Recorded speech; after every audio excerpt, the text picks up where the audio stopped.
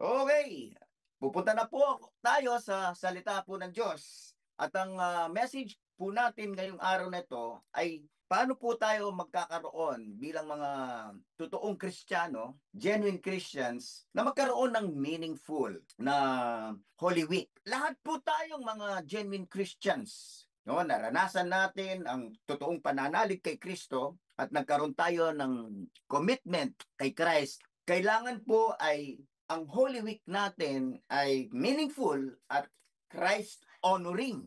Amen? Sabihin natin lahat, meaningful and Christ-honoring. Alam po ninyo, mahigit 100 bansa ang nagse-celebrate ng Holy Week. Siyempre, yung mga Muslim countries, hindi nila sineselebrate. Yung mga Muslim na nasa ibang mga Christian countries, sila hindi nila sineselebrate. Pero tayong mga Christians, matindi ang ating celebration ng Holy Week. Matindi nating pinapahalagahan ng Holy Week. Amen? Although sa mood, masaya ang Christmas, yung pagsilang ng Panginoong Yesus, pero yung Holy Week, kapag ka ikaw ay may revelation ng sacrifice, death, and resurrection ni Jesus, talagang kung hindi man equally na masaya sa celebration ng Christmas, ay mas masaya pa nga ang Holy Week sa ating mga totoong Kristiyanong mayroong revelation ng Holy Week, ng sacrifice ng ating Panginoong Yesus sa cross of Calvary and death and resurrection. Kaya mga kapatid, dito sa Melbourne, ang Holy Week, tourism holiday. No, maraming mga bansa na ang celebration ng Holy Week ay talagang secular, no? Mas secular. At dito nga sa Melbourne, ganon. At nagiging ganyan na rin sa Pilipinas na kapag ka Holy Week. Siyempre, mahabang bakasyon yun sa atin, no? Ang pinakamatinding focus yung tourism, yung pamamasyal, no? Yung pamamahinga, ganon. Hindi naman sana masama yon, yung pamamasyal at pamamahinga, kung kasama ang ating pagninilay-nilay ng sakripisyo ng ating Panginoong Hesus. No? Kaya ngayong araw na to, ang aking isi-share na message sa inyo mula sa aking puso ay yung The 7 Powerful Messages of the Holy Week. Alam ko po, maraming messages ng Holy Week. Hindi lang hundreds ang messages ng Holy Week. Marami. Pero ngayong araw na to, we will visit the 7 days ng Holy Week at each day, ano kaya ang message ng Panginoon sa atin. Sa akin lang naman, each day ng Holy Week ay maraming messages. Pwedeng hundreds each day ang message ng Holy Week, each day ng Holy Week. Pero ako, bibigyan ko po kayo ng isa-isa bawat araw. Amen po ba mga kapatid? So, una sa lahat, Palm Sunday. At ang Palm Sunday, yung Sunday before Holy Monday. Di ba? Yung Palm Sunday. At makikita natin ang pangyayari ng Palm Sunday sa John chapter 12 verses 12 to 15. Basahin natin ang John 12 to 15. Sabi na salita ng Panginoon, the next day, the great crowd that had come for the festival heard that Jesus was on his way to Jerusalem. They took palm branches. Yon. Kaya nga tinawag siyang Palm Sunday. They took palm branches. Yung mga taong sumalubong kay Jesus ay meron silang hawak-hawak na palm branches and went out to meet him shouting, Hosanna. Everybody say, Hosanna. Blessed is he who comes in the name of the Lord. Blessed is the King of Israel. Jesus found a young donkey and sat on it, as it is written, do not be afraid, daughter Zion. See, your king is coming, seated on a donkey's colt. So, ito po yung nangyari nung Palm Sunday. Si Jesus po dito, ang number 1 message natin ay yung officially and publicly ay sinabi na niya, pinroclaim na niya na siya yung Messiah. Kaya ang message natin dito, message number 1, let us boldly make Christ known to others that Jesus is our Messiah. Amen? Yan ang message ng Panginoon sa atin. Sa Palm Sunday, si Jesus, nag-out siya. Everybody say, nag-out si Jesus. He officially and publicly na pinroclaim na niya na siya yung Mesias. At ang encouragement ko sa inyo at ang message ng Panginoon, tayong lahat ay kailangan mag-out na na malaman na ng lahat ng ating mga kamag-anak, lahat ng ating pamilya, lahat ng ating mga kaibigan, ay malaman na nila na si Jesus Christ ang ating Mesaya. Sino po dito? Magtaas ng kamay na ang inyong Mesaya, ang inyong tagapagligtas, ay ang Panginoong Yesus. Kailangan po si Jesus, matapang siya, na pinroclaim na niya na siya ang Mesaya. At kailangan, kung totoong si Jesus ay merong revelation sa atin na siya yung ating Mesyas na tagapagligtas, kailangan matapang din tayo na sinasabi sa iba na tayo ay Kristiyano na. Tayo'y ligtas na. Tayo'y may buhay na walang hanggan. Amen? May Kristo sa puso. Sino po dito na kinararangal ninyo na kayo po ay tagasunod ni Kristo? Magsabing amen. So, sino po dito ang tunay na nanalig kay Kristo at alam niyong kayo may kaligtasan, Mesyas niyo si Jesus, magsabi ng malakas na amen. Ang tanong ko, ikinararangal mo ba? Tanungin niyo po ang katabi niyo, kinararangal mo ba? Ako po, talagang mula nung ako po ay na-born again, noong May 23, 1983, talagang sobrang ikinararangal ko na ako ay isang naging totoong Kristiyano na. Ako'y na-born again, na-born in the Spirit. Sa panahon namin, pagka sinabi mong born again Christian ka, nako, ang dami pong persecution. Kaya 4 na taon akong persecuted ng tatay, nanay ko, at ng mga kamag-anak at kaibigan. Pero ngayon, hindi na masyadong pinapersecute ang mga born again Christians. Kasi nga, sa bansa natin, lalo-lalo na sa Pilipinas, nagiging status symbol pa nga yung pagiging born again Christian. Pagka sinabi mong born again Christian ka, totoo? Maganda yung born again Christian, sabi na. Amen. Praise God. Glory to God, di ba? So, kailangan, mga kapatid, ang message ng Panginoon sa atin, Palm Sunday, mag-out ka na. Maging bold ka na. Na ipaalam mo sa iba na ikaw ay Christian. Amen? Kaya itong linggo na, itong Holy Week na to, ang aking encouragement sa inyo at instruction sa inyo, message ng Panginoon, ilagay mo sa Facebook, ikinararangal ko na ako ay ligtas sa aking pananampalataya kay Kristo. Kaya mo niyo bang ilagay yan? At pangalawa, ang napaganda, magkaroon ka ng video testimony. I-post mo sa Facebook. Siyempre, yung mga friends mo, makikita nila yon. Merong mga friends na siguro marami hindi makikinig sa iyong testimony ng yung pagkaligtas kay Kristo, pero yung iba, papanoorin nila yon. At alam niyo ba, mga kapatid, kung kahit isang mahal lang sa buhay, pamilya, isang kaibigan lang sa Facebook, ang maborn again dahil nakinig siya sa iyong testimony at sa Word of God na share mo ng iyong pagkaligtas, malaking pag-glorify kay Jesus. Amen? Malaking bagay na yon sa kaharian ng Diyos na nakapagligtas ka kahit isang kaluluwa. Kaya ang prayer ko sa iyo, kapatid, mag-out ka na.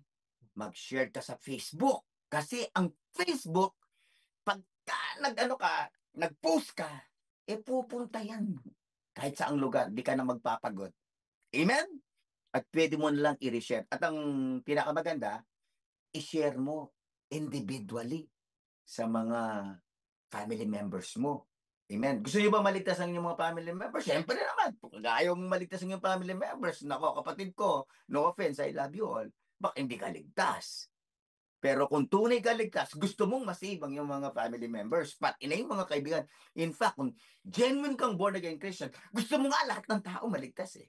Kaya nga kami nandito ni Pastor Rod, gusto namin maligtas yung mga tao dito, gamitin kami ng Panginoon dito sa Melbourne eh. Di ba? So mga kapatid ko mag-out ka na. In Jesus name, nag-out si Jesus, mag-out ka na rin. Huwag tayong patatalo sa mga LGBTQ na nag-out. Amen? So, sabihin mo sa katabi mo, mag-a-out na ako. Sige, sabihin mo, wala ako nakikita nagsasabi eh. Tinitingnan ko kayo sa screen eh. Sabihin mo, mag-out na ako. O, tapos sabihin mo yung isa naman, sabihin mo, magpo-post na ako na kung paano ako na born again. So mga kapatid ko, si Jesus, ang tindi ng ginawa niya sa cross of Calvary, sobrang nakakahiya ang Panginoong Yesus nung siya'y napako sa krus para sa iyo, para sa akin, hubot-hubad pa nga siya eh. Hubot-hubad siya doon sa Mount of Calvary, sa Cross of Calvary. Sobrang nakakahiya. Eh tayo, magpo-post lang. Hindi natin dapat ikahiya yun. Amen? Kaya pag-pray natin, by the anointing of the Holy Spirit, yung pagpo-post mo ng message of salvation at yung salvation testimony mo sa Facebook at isesend mo sa mga kamag-anak mo, i-anoint ng Panginoon para masave sila. Amen? So mga kapatid, yan napakagandang Christ-honoring na Holy Week. Napakaganda. Gamitin tayo sa pagliligtas ng Panginoon. Amen? Kasi sa bansa natin, every year, sineselebrate natin. Every year, pupunta sa simbahan ng mga tao. Pagka Holy Week, bisita iglesia pa nga. Pero hindi nila alam ang message of salvation eh. Kaya kapatid, ikaw na tunay na alam ang message of salvation, natanggap mong salvation kay Kristo, please, mag-share ka at ang Holy Spirit ang mag-a-anoint niyan sa'yo. Amen, mga kapatid? Pangalawang message na gusto kong ibigay sa inyo, papunta na tayo sa Monday. Holy Monday. Holy Monday. Alam niyo kung ano po nangyari sa Holy Monday?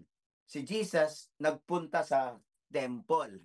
At ang title nito sa Bible natin, Jesus Cleansing of the Temple. Mababasa natin sa Matthew 21:12 to 17. No? Basahin natin. And Jesus entered the temple and drove all who sold and bought in the temple. Nako, yung mga nagtitinda doon, inano niya, the drive out niya, no? Pinagbabaliktad niya yung mga mesa. And he overturned the tables of the money changers and the seats of those who sold pigeons. He said to them, "It is written, my house shall be called a house of prayer, but you make it a den of robbers." And the blind and the lame came to him in the temple and he healed them. So dito, ito po yung nangyari nung Monday. Kinlens ni Jesus ang temple. So, ang message ng Panginoon sa atin, second powerful message ng Panginoon sa atin sa Holy Week, time of cleansing. Na tayo po ay magkakaroon ng pagninilay-nilay sa ating relasyon sa Diyos. Kakaroon tayo ng pagninilay-nilay na kung ano yung marumi, kung ano po yung marumi sa puso natin, sa buhay natin, na hindi kalugod-lugod sa Panginoon. No? Alam niyo po, hindi naman bago ito sinasabi ko sa inyo. Halos lahat po ng mga iba't ibang mga denomination na Kristiyano, lalong-lalo na yung mga Katoliko, sa panahon ng Kwaresma, sa panahon ng Lenten season ng Holy Week, nagninilay-nilay talaga sila. At sila'y nagkakaroon ng time of repentance. So, hindi po bago sinasabi ko po ito. Ito rin din po ay napaka-powerful message. Why? If you do this, na magkakaroon ka ng time to reflect on your relationship with God, kung ano ang mga mali, ano ang mga marumi sa buhay, i-repent natin, magkakaroon tayo ng cleansing. At anong kasunod nun? Right relationship with God. Amen? Sabihin natin, right relationship with God. Matutuwa ang Panginoon. At ano pa yung susunod na nun? Magiging resulta nun? Revival. Magkakaroon ka ng revival sa iyong spiritual life. Lahat ng gusto ng revival, magsabing amen. I pray na ito pong Holy Week na to, sa ating pag-observe ng Holy Week na to, ang isang blessing natin sa ating pagninilay-nilay ay revival. Everybody say revival. Revival po. At pagkatapos ng revival, alam nyo, the blessings of God will follow in your life. For after all, alam nyo kung ano po ang hadlang sa mga pagpapala ng Panginoon, kasalanan.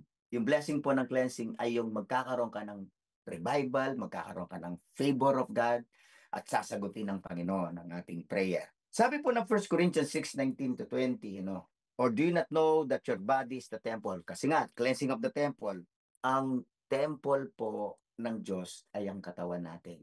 Yung katawan natin, yung katawan mo, kapatid ko, temple yan ng Diyos, is the temple of the Holy Spirit who is in you, whom you have received from God, and you are not your own, for you were bought at a price. Therefore, glorify God in your body and your spirit, which are God's. So, ang gusto ng Panginoon ay ito pong Holy Week na to, ang bawat isa sa atin ay magkaroon ng cleansing. Everybody say cleansing. Cleansing, amen? Special cleansing. Alam ko naman na marami sa atin na pagka nakagawa tayo ng kasalanan ay nagre-repent tayo, no, nare-restore yung relationship natin. Pero itong Holy Week na to, it's a special time na maglaan ka kahit sabihin ko ng 1 oras lang sa Holy Week na to na makipag-commune ka kay God. Yung iba, gusto nyo buong araw, punta kayo ng Peña o kung saan. Basta makipag-commune ka kay God at sabihin mo, Lord, itong Holy Week na to, gusto ko pong magkaroon ng cleansing ng aking puso. Gusto ko po ng revival. Naku, tinding makalugod ng Panginoon nun. At pagka nagkaroon ka ng cleansing at revival, dahil sa i-reveal ng Panginoon sa iyo yung mga hindi ka lugod-lugod, i-reveal ng Panginoon kung anong karumihan sa buhay mo, wrong attitude, wrong mindset, no, yung mga displeasing na mga pride, bitterness, anger, worldliness. Pagka ni-reveal ng Panginoon sa iyo yan, wow, blessing yan, kapatid. Amen ba, mga kapatid ko? So, yan ang message na pangalawa ng Holy Week. Cleansing, which is going to result to revival and God's greater blessings. At yung matagal mo nang pinag-pray, pagka nagkaroon ng cleansing, nako, God is going to hear your prayer. Amen? Kasi nasa Psalm 66:18 yan eh. If I regard iniquity in my heart, if I regard sin in my heart, the Lord will not hear my prayer. Amen? Kaya yun, itong week na to, mawala na lahat yung mga sin sa puso. Amen? Mawala na lahat yun. Lahat ng bitterness na yan, unforgiveness na yan, mawala lahat yan. At makikita mo, yung revival ng Panginoon, gagaan pa yung puso mo at makikita mo, sasagutin ni Lord ang prayer mo. Lahat to na nakikinig, tinatanggap ang message na to na cleansing, magsabing Amen. Amen. Amen. Ha? So, wag ka lang basta papasyal. Wag ka lang basta-basta mag-i-enjoy. Take time kahit 1 hour, 2 hours. Yung iba, they will be led for 1 whole day. Yung iba will be led for 2 days kasi yun ang mas gusto mo eh. Pero ako, ang sinasabi ko, kahit 1 oras lang. Quality time na magpa-cleanse ka sa Panginoong Jesus. Amen? Praise God, praise God, praise God. Ngayon, the third message ko mga kapatid sa inyo, Tuesday na tayo. Ang Tuesday ay tinatawag actually na Fig Tuesday. Fig po, no? F-I-G, hindi po P. Hindi ibig sabihin na kakain tayo ng baboy. Okay, hindi. Fig. Yung pong halaman na yung puno na merong fruit na fig. Ano pa sa fig ang Tagalog ang fig? F-I-G. No? Actually, ang Holy Tuesday ay tinatawag din kasing Fig Tuesday. Kasi dito po sa yung araw ng Tuesday na yon ay ang Panginoon nakita niya yung isang fig tree. Gutom kasi siya. Basahin ko Basahin natin yung kwento. Doon sa Mark 11:12-14. Now, the next day, when they had come out from Bethany, he was hungry. Jesus was hungry. And seeing from afar a fig tree having leaves, he went to see it. Perhaps he would find something on it. When he came to it, he found nothing but leaves, for it was not the season for figs. In response, Jesus said to it, "Let no one eat from you ever again." And his disciples heard it. Alam niyo po, ito pong passage na to, mahabang paliwanagan po ito eh. Napakatindi po ng dapat paliwanagan dito pagka inaral niyo to. Kahit 1 oras na ipapaliwanag ko, kulang 2 oras, kulang. Pero susumayin ko na lang ang message na ayaw ng Panginoon ang barrenness, unfruitfulness. Ayaw ng Panginoon yun.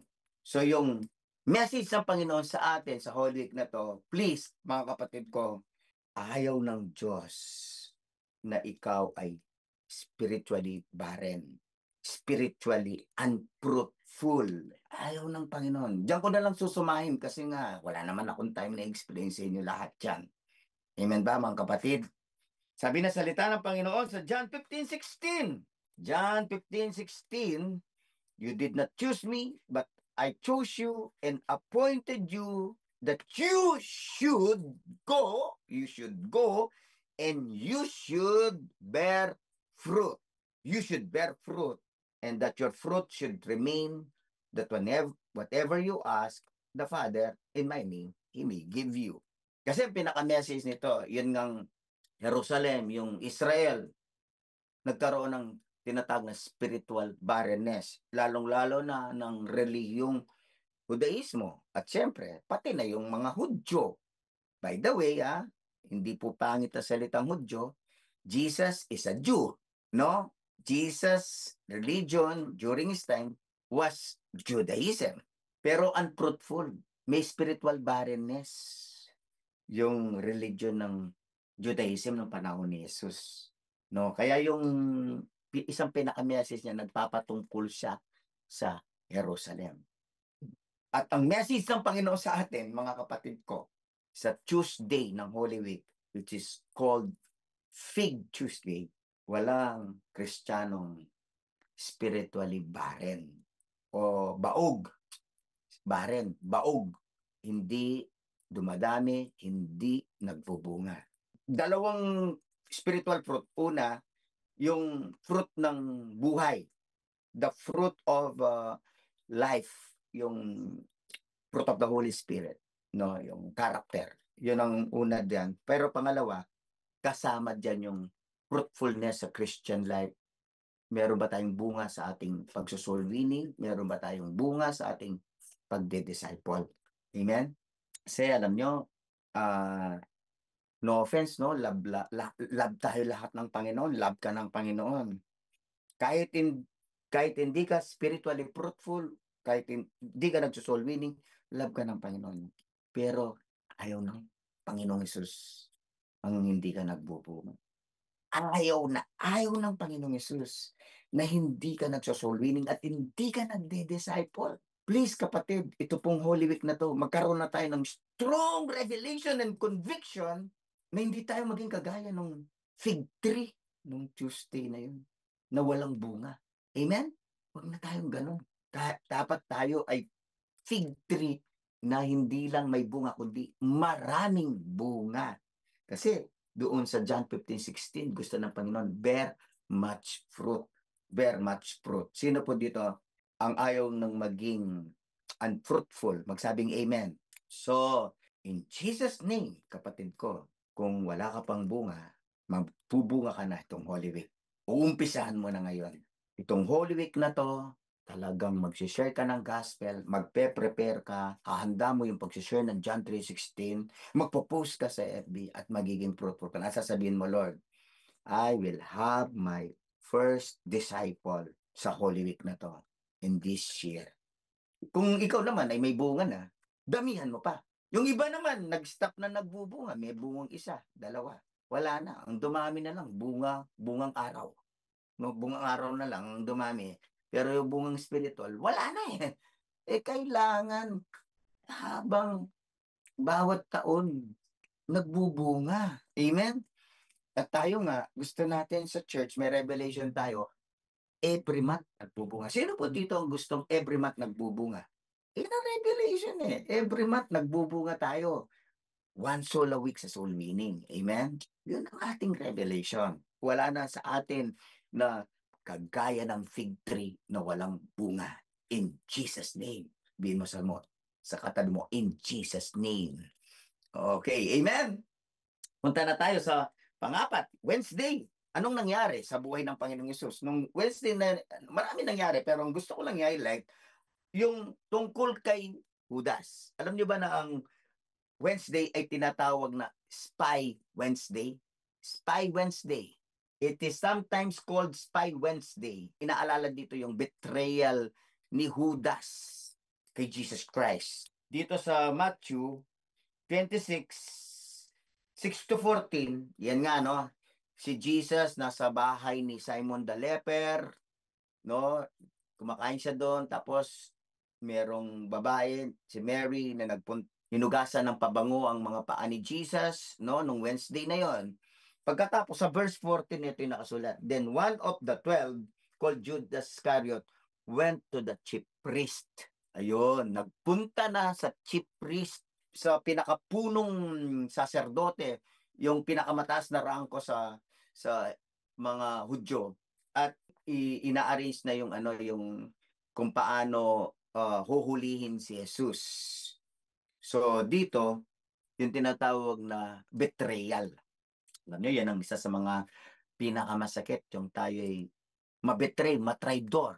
So again, ang message ng Panginoon sa atin, itong Holy Week na to, lahat na nagbetray sa atin, nagtraidor sa atin, nanakit sa atin, lalong-lalo na yung ating mga mahal sa buhay, kaibigan, disciple, mentor, kung sino man nagbetray sa'yo, forgive na. Amen?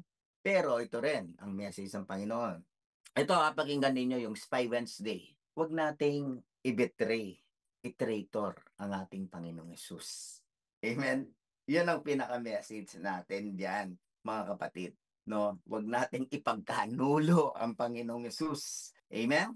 Huwag natin siyang i-deny sa iba. Kaya, yun.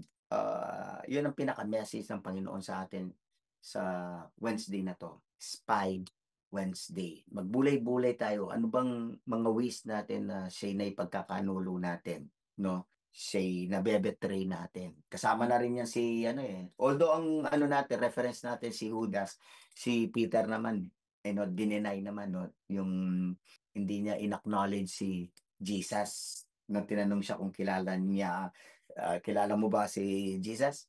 Sabi ni Peter, hindi. So mga kapatid ko, ang pinakamaganda rito na message ng Panginoon ay maging matapat tayo kay Jesus.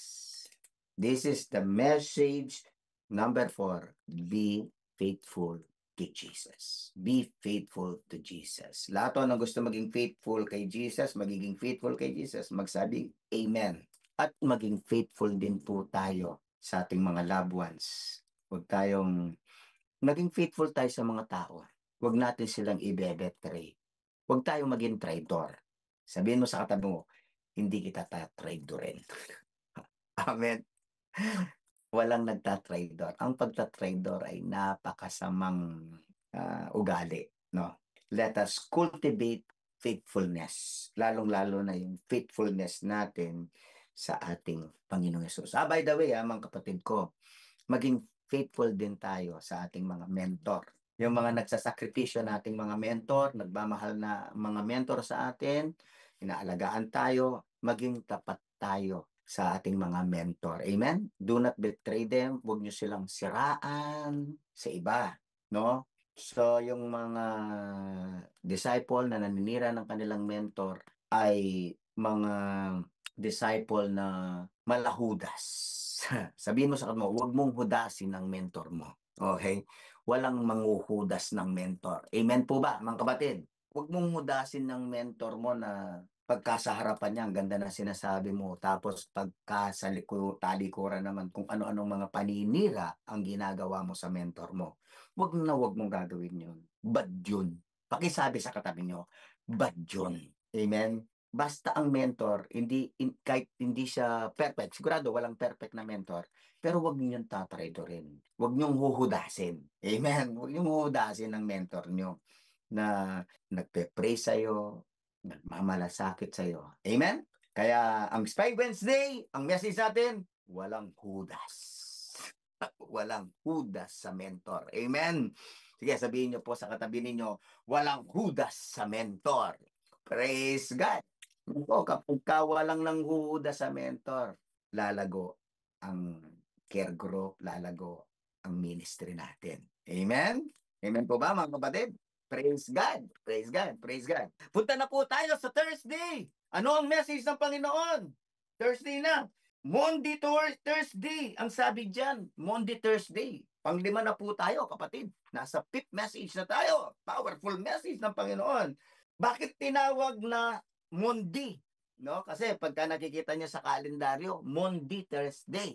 Ang Monday ay galing sa salitang Latin na ang ibig sabihin ay mandatum. Mandatum. Ibig sabihin ay command. Kasi yung iba Monday, Thursday, pero walang idea kung ano ang Monday, Thursday. Ang ibig sabihin ng Monday ay command. Ano yung command? Kaya yung message ng Panginoon sa atin. Ano yung command? Ang command ng Panginoong Jesus dito sa Monday, Thursday ay nasa John 13:34. Basahin natin. 1, 2, 3, go. Read.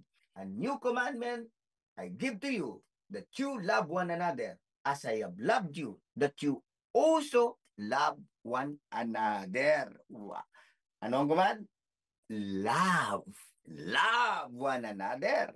Amen, mga kapatid. So, yung Monday, Thursday po, mga kapatid, ang powerful message natin sa atin ng Panginoon, yung Monday, yung command, yung mandatong, love one another.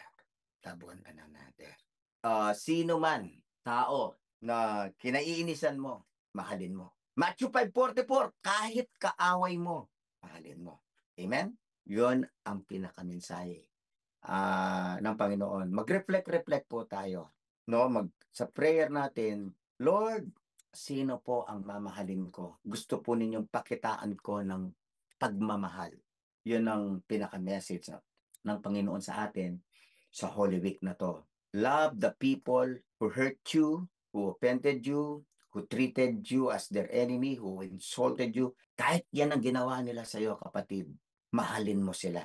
Hindi mo kaya sa iyong sarili, yung human love, pero kung ikaw ay genuine believer ng Panginoong Hesus, genuine Christian ka, binigyan ka ng Holy Spirit, merong kang agape. Everybody say agape. Pwede ba nating itaas ang ating kamay, mga kapatid, at sabihin natin lahat, agape. O, meron kang agape, meron kang divine love, supernatural love, mahalin mo yung mga taong nanakit sa'yo, nag-insulto, umaway sa'yo. Kasi sigurado sa buhay natin, nagaganap yan Merong ganyan.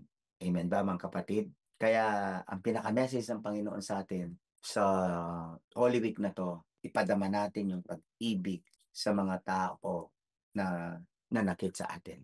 At pero siyempre, mahalin din natin yung ating kapwa disciple. Kaya message dito ng Panginoon sa mga disciple niya, no? Love one another, sabi niya kay Peter.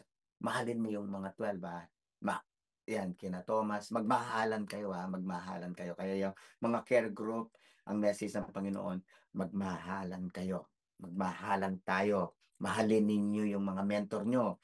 Mga mentors, mahalin ninyo yung mga disciple kahit medyo maraming mga flaws, maraming mga mistakes, maraming mga immaturities, maraming mga offensive na attitude, nagte-text ka, hindi naman nagre-reply, o kaya binibigyan mo ng instruction, di naman sumusunod, mahalin mo pa rin. Kaya ako, mahal na mahal ko po yung mga primary 12 ko Kahit minsan, di nila sinusunod yung aking instruction Hello, men. Mga primary 12, I love you all. I love you all. Pero, yun, mga kapatid ko, mahalin natin yung mga umaway sa atin. Okay, punta po tayo sa Good Friday. Dalawa na lang. Kapatid, dalawa na lang. Pang-anim na to na powerful message ng Panginoon at masya-celebrate natin ang ating Holy Week ng meaningful at honoring kay Christ, no? Good Friday. Bakit siya nga tinawag na good? Siyempre yung Friday na yun, di ba? Doon pinagkanulo si Jesus, dinakip, pagkatapos doon siya tinrayal sa korte ng mga chief priest, no? Pagkatapos, doon siya dinala kay Pilate, binugbog, nag-umpisa na nga yung Via Dolorosa. Yung Friday na yun yung kwento na napakong Panginoong Hesus. Nagdusa ang Panginoong Hesus sa krus ng Kalbaryo. Makikita yung kwento na yan sa Luke 22 to 23, no? Bakit ang tawag Good Friday? Hindi nakapokus doon sa mga paghihirap ni Jesus. Nakafocus doon sa resulta ng kanyang paghihirap. Kaya Good Friday, naka-focus kasi good ang nangyari kay Jesus sa crucifixion. Good si Jesus. Nag-obey siya sa Ama na maging tagapagdala ng kasalanan, maging ransom, maging tagapagligtas. Kaya Good Friday ang tawag sa Friday. So alam nyo, sineselebrate ang Good Friday magiging Good Friday lang talaga kung mayroong revelation at alam ang blessing ng crucifixion ni Jesus. Madaming blessing. Pero ngayong araw na to mga kapatid, tingnan natin yung 8. At ang pinaka-message ng Panginoon sa atin sa araw na to ay ma-refresh tayo sa revelation ng blessing ng Panginoon sa atin sa ginawa niyang pagsasakripisyo sa krus ng Kalbaryo. Marami, no? Pero I would like to mention 8. Ano yung mga blessing nating matitindi? Kaya Good Friday, yung expiation, propitiation, justification, redemption, salvation, sanctification, reconciliation, at saka transformation. Yung 8 na blessing na yan, binigay sa atin. Nagkaroon tayo ng revelation ng crucifixion, sacrificial death ni Jesus sa cross of Calvary. So, ano pong ibig sabihin ng expiation? Removal of sin. Inalis yung ating kasalanan nung tayo'y nanalig kay Kristo. Oh, di ba maganda yon? Inalis ang kasalanan sa'yo. Lahat ng kasalanan mo, kasalanan ko, inalis. Lahat o ng may revelation, magtaas ng kamay, magsabing, praise Jesus. Si Jesus kasi ang naging propitiation, nagpaalis sa galit ng Diyos. Kasi makasalanan tayo. 1 John 2:2. Justification. Ibig sabihin, dineclare tayo na hindi nagkasala.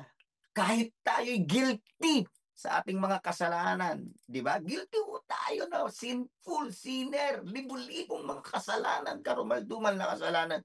Pero nagkaroon tayo ng justification. Ibig sabihin ng justification ay na-declare tayong not guilty. Hindi na parurusahan. Sabi ng Romans 4:25. Pwede mo magtaas ng kamay, nakakaintindi ng justification. Nagsabing, praise God. Naku, kapag may revelation ka niyan, antindi ho niyan. Wala ka ng kasalanan. Hindi ka na guilty. Redemption! Binili na lahat ng iyong kasalanan. Bayad na! Ephesians 1:7, bayad na lahat ng iyong kasalanan. Binayaran ni Jesus ang lahat ng iyong kasalanan. Sabihin mo sa katabi mo, Jesus paid it all. Jesus paid it all. Bayad na lahat ng iyong kasalanan. Hindi mo yung blessing, ano? Salvation from punishment and hell. O hindi ka na mapupunta sa impyerno. Pwede po ba magtaas ng kamay? Ang alam nilang hindi na sila pupunta ng impyerno. May salvation na sila. Pwede magtaas ng kamay. Magsabing, praise Jesus! Yan ang sabi ng Acts 4:12. Sanctification. Nilinis. Nilinis na po tayo. At ang naglinis sa atin, wala nang iba kundi ang dugo ni Kristo. Amen? Kaya pakinggan nyo mabuti to, kapatid. Huwag niyong i-miss to. Hindi ka nalinis dahil ikaw ay nagpakabayad. Hindi ka nalinis sa kayong kasalanan dahil ikaw ay tumulong at gumawa ng mabubuting bagay. Hindi. Nilinis ka dahil ikaw ay nanalig kay Kristo at sa kanyang dugo na natigil sa krus ng Kalbaryo. Sabi ng Hebrews 9:14, na-cleanse ang ating mga puso sa blood ni Jesus. Thank you for the blood. Pwede ba natin itaas ang ating kamay? Sabihin natin, thank you for the blood of Jesus. No? Yan ang dapat, no? Na maging meaningful ulit ang ating Holy Week because yung pasasalamat mo sa iyong sanctification. Reconciliation. Anong reconciliation? Kasi we're enemies of God dahil sa ating mga kasalanan. So, Romans 5:10, through the death of Jesus, nanalig ka sa kamatayan ni Jesus, na-reconcile ka. Na-reconcile ako kay Jesus. Hindi na tayo magkaaway, hindi na tayo enemy ng Diyos. In fact, ginawa pa tayong mga anak ng Diyos. Binigyan pa tayo ng relationship. Amen. Lahat na may relationship kay God through Christ, magsabing, Amen. Reconciled ka na kay God. Di ka na niya kaaway. Ginawa ka pa niyang anak. And you are a child of God forever na yan. Di na mawawala ang relationship mo kay God. Salvation, di na rin mawawala. We believe in one saved, always saved. Tinuro ko na po sa inyo noon yan. Yung mga bagong Christian, aralin niyo yung mga video natin. Once you are saved, you are saved forever. Yung salvation mo, eternal security. Amen? And then, marami pero last na lang sasabihin ko. Transformation. Ibig sabihin, magtaas ng kamay. Transformation. ayun, nagkaroon ng transformation, nagkaroon tayo ng bagong buhay kay Kristo, no? Alam niyo yung nagbigay ng bagong buhay sa atin, hindi yung pagbabago mo, kapatid. Hindi. Ang nagbigay ng bagong buhay sa atin, si Kristo, nung nakipag-isa tayo sa Kanya sa 2 Corinthians 5:17. At kapag ka ikaw nga ay totoong nanalig kay Jesus, mag-uumpisa yung transformation towards Christ-likeness. Pagbabagong buhay at ang ginagaya natin sa ating pagbabago, yung Christ-likeness. Amen? Sino po dito nagbago ng buhay? Magsabing amen. Ayan ho, napakaganda po. Pagka pinost ninyo ang inyong testimony, nag-out ka na, pinost mo sa Facebook, yung salvation testimony, ikwento mo rin kung anong pagbabagong ginawa ng Diyos. Meron po kaming kasama po sa care group ngayon, mother ni Sister Tin. Nakikinig siya. By the way, kung nakikinig si Sister Lancy, nabati ko kayo, Brother Arnel, at saka si Natin and Darwin. Na-bless siya sa mga testimony, lalong-lalo na yung youth. Anong pangalan ng youth na pinanood niya? Basta disciple ni Abba. Nakalimutan ko yung pangalan. Sorry, pero kilala ko yung mukha. Kalimutan ko lang yung pangalan, yung nag-testimony na grade 12. Pero sa AJR nag-attend yun yung youth na yun. Grabe. Sabi ni Sister Lance, nakaka-bless yung testimony ng bata na yun. Alam niyo, kapag ka ikaw ay totoong nanalig kay Kristo, totoong tumanggap kay Kristo, nagkaroon ka revelation na sacrifice ni Christ, sigurado, magbabago yung buhay mo. Amen? Yung mga iba kasi ay hindi nagbabago ang buhay kasi walang revelation. Yung iba naman, they have stopped sa pagbabago. In Jesus' name, I love you all. Pare-pareho naman tayo. Kahit ako, pastor po ninyo. Kailangan po natin ng patuloy na pagbabago ng Panginoong Hesus. Amen ba? Kaya ito pong Holy Week na to, magiging meaningful yung you will be deeply grateful sa iyong revelation ng yung mga blessing sa kamatayan ni Jesus sa cross ng Kalbaryo. And this will also bring about revival din, mga kapatid. Kaya sa Holy Week na to, let's take time na talagang pasalamatan ng Panginoong Hesus sa kanyang ginawa sa atin. Amen? Last na lang.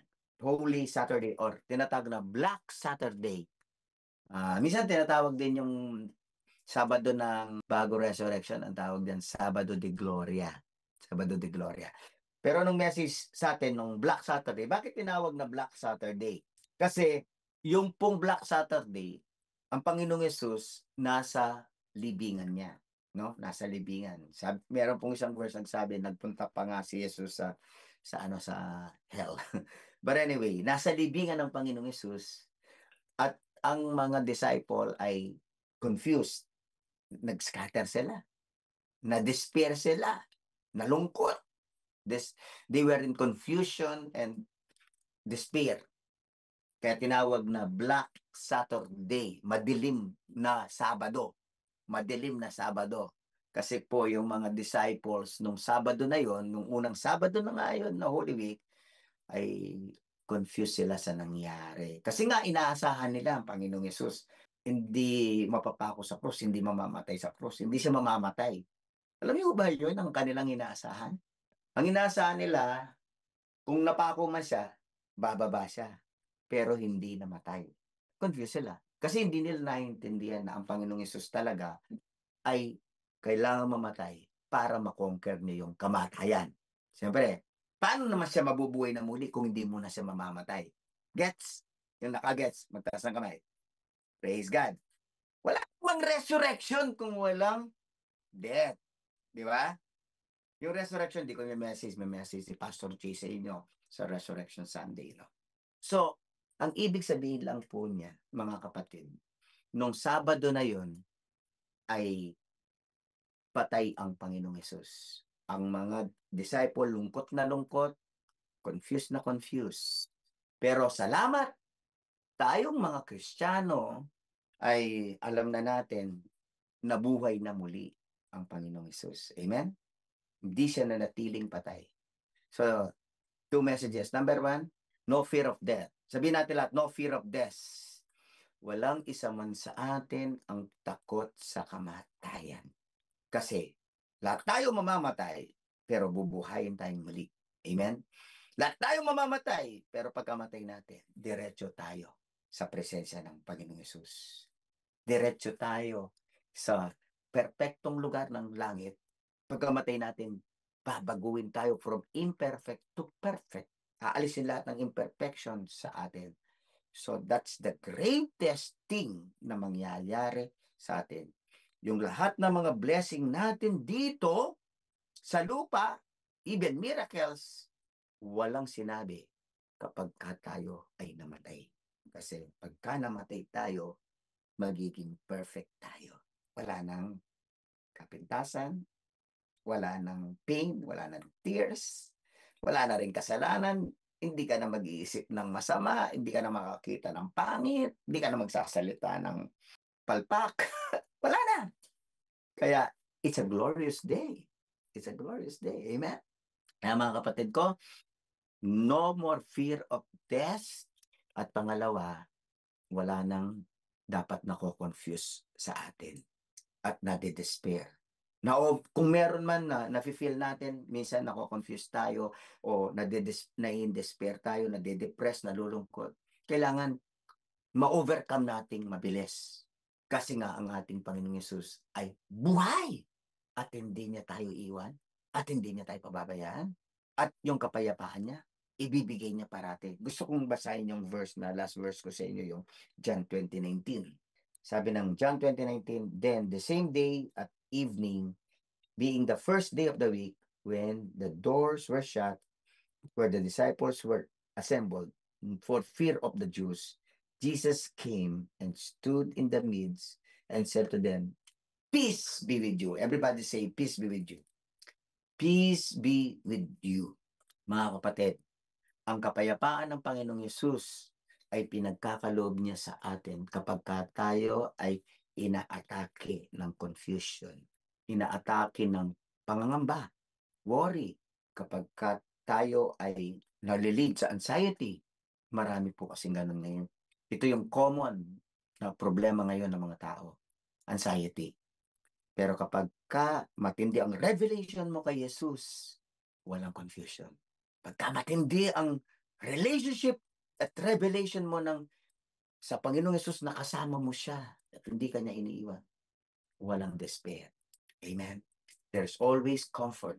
There's always this clarity of mind na all things work together for good, na ang Diyos ay kikilos at tutulungan ka sa lahat ng iyong mga pinagdadaanang mga challenges at mga kung ano ng mga problema.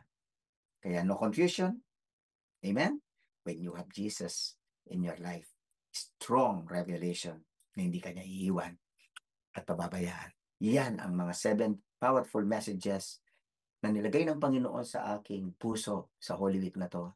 At kapatid, yung mga 7 messages na to, tanggapin mo sa iyong puso at kung ano man ang dapat mong gawin sa mga 7 messages na to, gawin mo, apply mo, obey mo ang Panginoon, and you will be revived. You will be blessed greatly by God. So tayo, yung ating Holy Week, hindi dadaan ng Holy Week na walang kwenta. O kaya, dumaan ng Holy Week na in-spend lang natin sa tourism o pasyalan. No? Banding-banding. Hindi po masama. Pero na-spend natin ng meaningfully at nakaka-honor, nakaka-glorify sa pinagse-celebrate nating holiday. No? Kaya nga, Holy Week, tungkol lahat kay Jesus. So, Jesus must be, first and foremost, ang pinakamalaga sa atin sa Holy Week. Amen? Pwede po kayo mag-banding sa pamilya, sa care group. Pero, pasalamatan ninyo ang Panginoon habang kayo nagpe-fellowship, mag-worship kayo, pasalamatan ng Panginoon sa blessing nyo. At pagkatapos, kung kayo nagbabanding, yung mga pupuntahan nyo lugar, pray kayo ng divine connection. I-share nyo si Jesus. Magdala kayo ng John 3:16. Amen? Ayan, pwede ka nun. Kahit mag-banding, kahit mamasyal, ginagawa pa rin natin ang mga bagay na nakakalugod sa Panginoong Hesus. Amen po ba mga kapatid?